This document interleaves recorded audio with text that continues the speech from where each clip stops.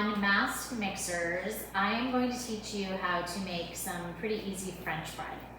So this recipe, I tend to get a lot of recipes from my friends, and this is from a friend's sister, and I don't know who she got it from, but I've been making it for years, and a lot of my friends make this recipe, and it's a really, I mean, it takes a few minutes to let it rise, but otherwise it's pretty simple. So we're gonna start with just making our yeast mixture.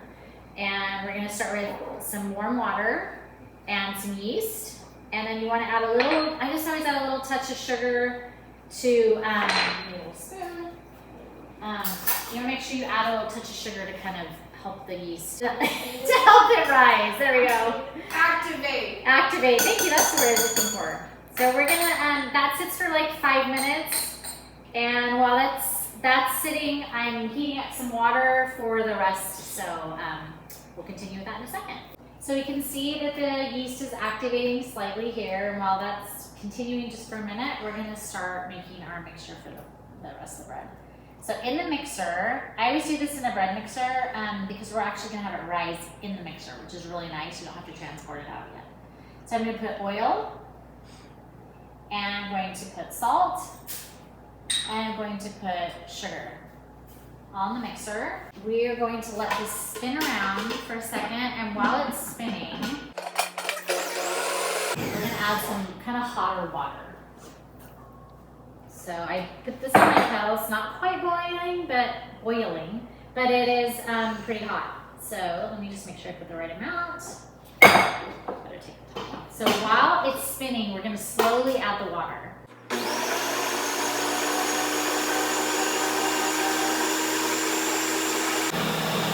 I'm straining it in. Okay, so that's going to spin around for a second. It's kind of hot. I'm going to add just part of this flour. We're just going to get it going. Probably, I don't know, I'm going to add about half of this flour. After I add about half the flour, then I'll add the yeast mixture to this flour. My mixture is very loud, so I'm going to try to shout at you so you can hear me. Okay, so starting to mix pretty good. I just like to spin the top here. I don't know why it does that, but okay, so it's starting to collect here, make a little dough. And it's nice and warm. The yeast will be very happy with this warm mixture that I'm pouring it into. Scrape the sides. Get that going for a second, and then we'll keep adding flour slowly. So at this point, we're really going to add it slowly, and I'm going to watch the mixer. Because as it starts to pull away from the sides, I realize that it's ready to start rising. We'll just do a little bit at a time.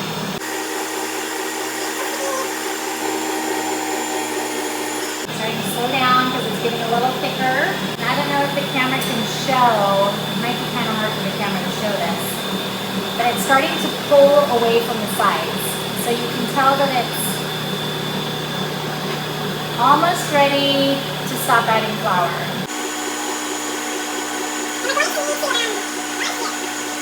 And you actually want to do this on the mixer for like 3 minutes. You're going to have it be kneading here. So it's actually kind of nice because you don't have to do it with your hands. That's why I say it's kind of an easy bread recipe. See how it's sort of pulling away from the edges.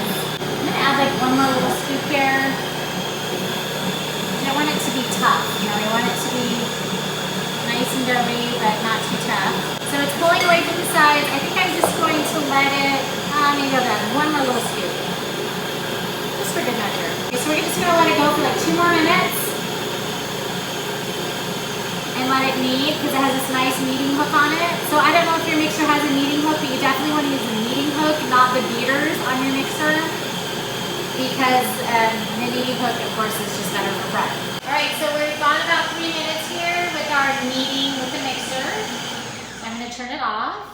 And the nice magical thing about this is we are going to, I just have one of these nice thin, I don't know what you call these little towels, tea towels or something. Lay it over my bread, it helps it rise, keeps the warmth in. And we are just going to let this sit for an hour and rise.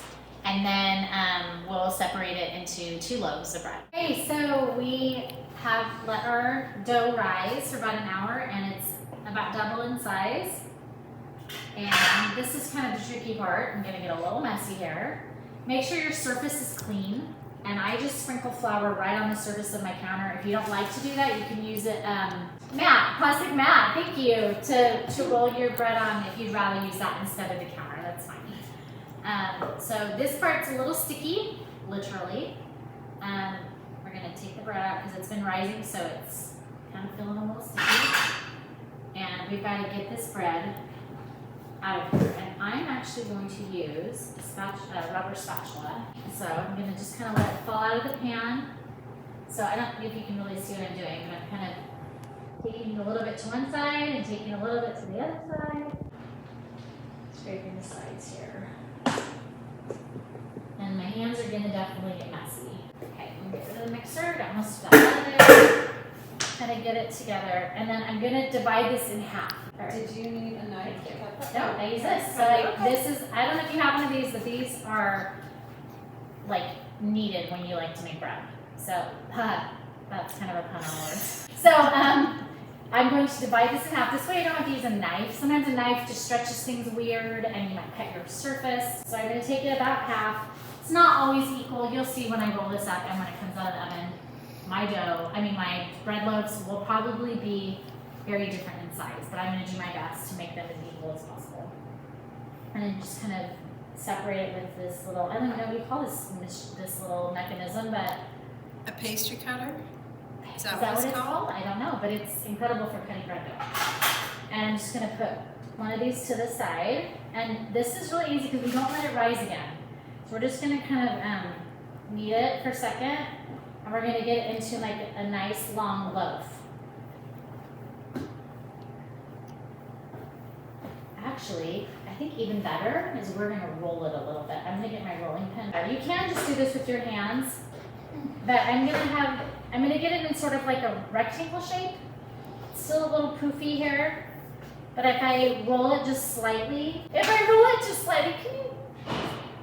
I'm just going to roll it a little bit this way, almost like I'm making cinnamon rolls. And then the long way, so we're going to roll it, and I forgot that we could do this. This is actually easier. We're going to roll it like this, like we're making almost cinnamon rolls. And we're going to just put it on the pan. Ta-da! And do the second one. So I get a little more flour spread out. Knead it a little so we get some of these bubbles out.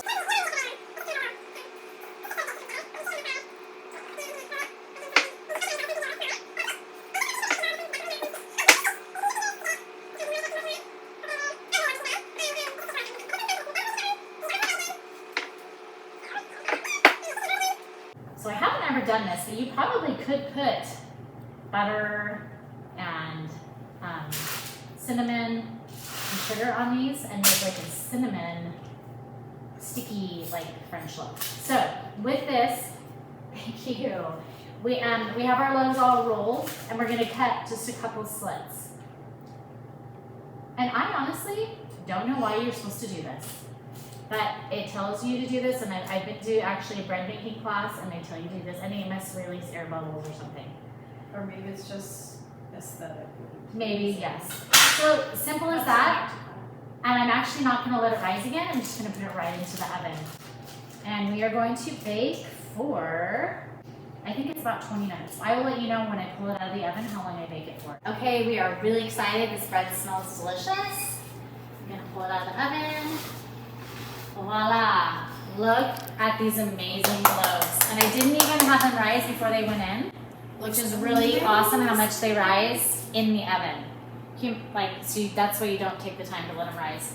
So I have a couple tips to give you really quick. We're going to just let those sit there and cool off. The nice thing is you don't have to put them in a bread pan. Thank you. No bread pan, you just need a cooking sheet.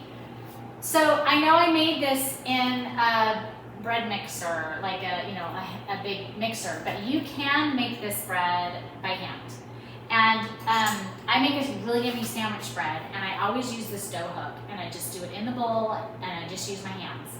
So this is another option if you don't have a mixer, or I have a Bosch, and then there's also the KitchenAid. There's so many different kinds of mixers. But you can also just use a dough hook. And there are many options. There's a thicker kind. I guess I should pull this out of the bag and show you. These are brand new, so we haven't even used these yet, and we're going to be experimenting a little. So this one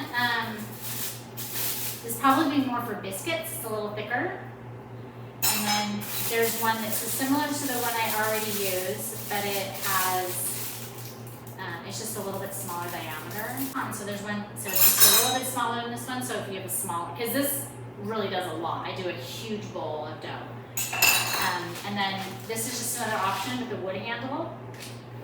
And then another option with this thicker one, just a little smaller. So there's lots of options, but it's just another way to make bread. If you don't have a mixer, don't let that discourage you. You can still make bread by hand, and these really help a lot. And excited for you to try some bread. They do it. We're gonna cut it right now. We can cut it. Yes. I got a knife right here. You want to do the honor since it's your bread. Yes, please. Okay. Here we go. Move this over. Slice it beautifully. We're gonna start putting these on like a plate because it's getting long. Oh, fresh bread. That's what she said. Let's try it. Delicious. Oh my god. All of it's perfect. Yep. Thank you. Wait, what is it? Eat it with a fork. Eat it. Wait, what is it?